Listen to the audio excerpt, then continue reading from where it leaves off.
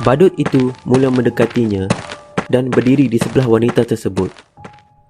Masa tu, dia sudah rasa ketakutan. Tiba-tiba, dia berkata sesuatu. RM4. Kisah ini berlaku di satu tempat, iaitu perhentian bas.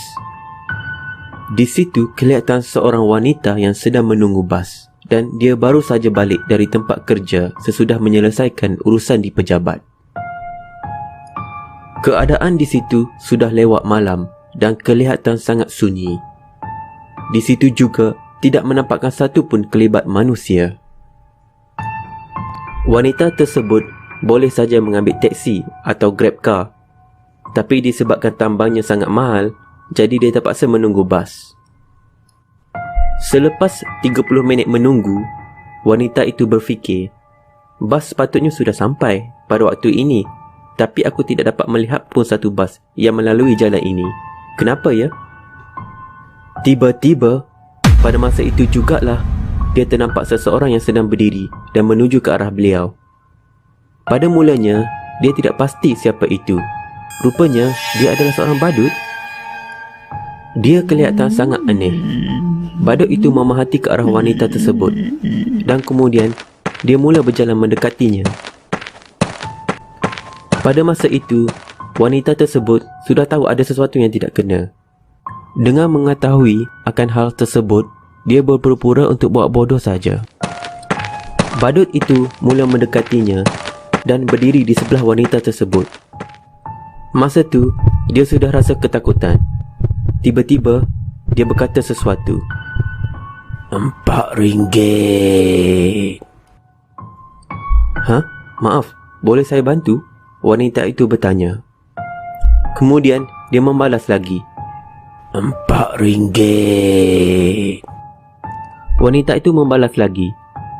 Maaf encik, saya tak ada RM4. Selepas itu, dia hanya berdiri dan memandang wanita tersebut seperti tidak puas hati dengan jawapan itu.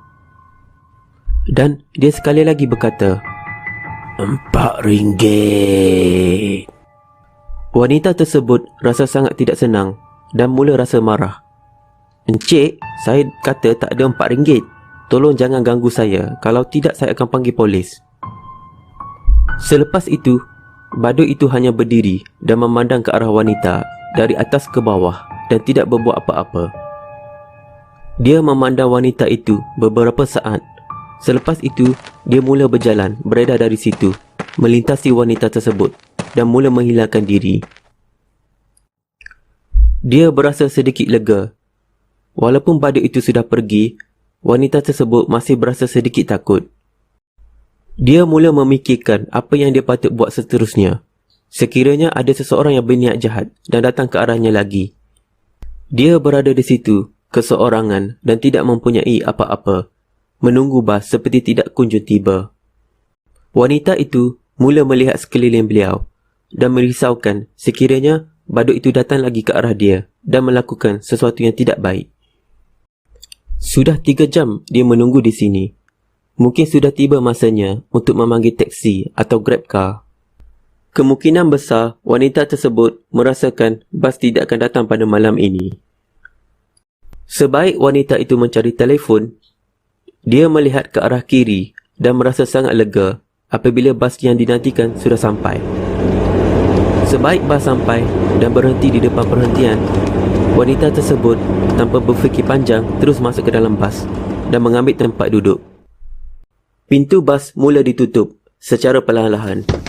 Wanita tersebut mula bertanyakan kepada pemandu bas, "Berapa ya tambang bas, encik?" Dan kemudian pemandu bas membalas, RM4.